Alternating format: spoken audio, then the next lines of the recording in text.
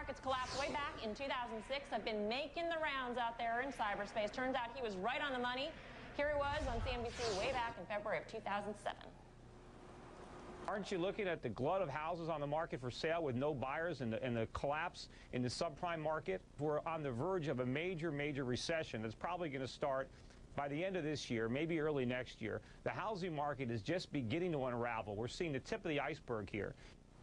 And that clip was from before the initial signs of the subprime crisis in the summer of 07 and the record highs of October of 07. Peter Schiff is the president of Euro Pacific Capital. He is the author of the little book of bull moves and bear markets. He is here tonight in his Fast Money debut. Peter, great to have you with us. Thanks for having me here.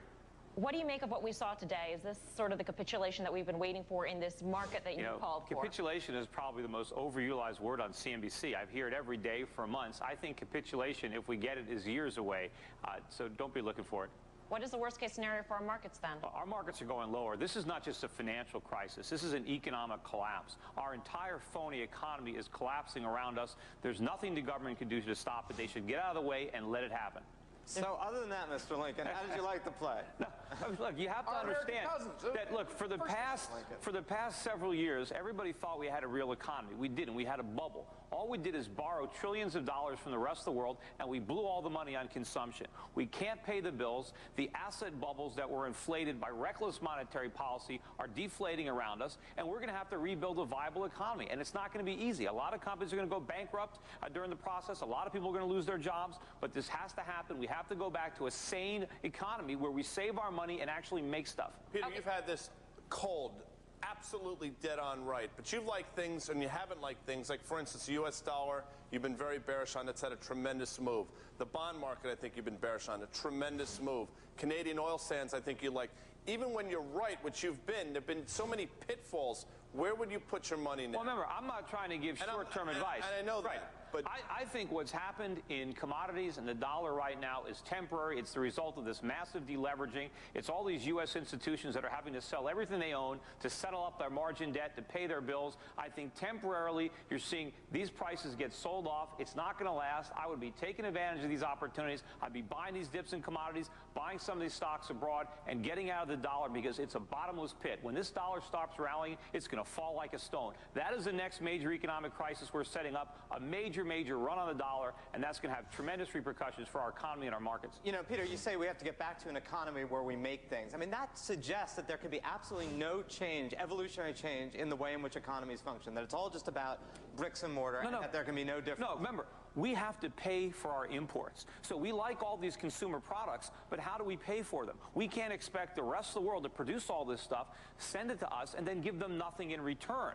We have to be able to export to pay for our imports. So to say that manufacturing goods is somehow old school, no, it's not. We need these products. I mean, this is real wealth. We manufactured our way into becoming the wealthiest economy in the world, and now we've consumed our way into bankruptcy. But if you create a unified block of capital whereby goods and services flow somewhat freely within it, you know, every state in the United States doesn't have to make and be self-sufficient. Well, because we're all using the dollar, but we can't expect people in other currencies to do all the heavy lifting. We can't expect the world to make all the sacrifices, to do all the saving, to do all the production, and then we just step up and we just, eat the fruits of their labor. It doesn't work like that. And the world is finding out that we can't pay back our bills, and this phony economy is unraveling. But the dollar's working, and I'm long the dollar, and I'll tell you why, for a trade, because it's better than the euro. The dollar, it's better than those cruddy Russians. No, it's not. The ruble's That's a joke. Nonsense. The Chinese are commies, and no.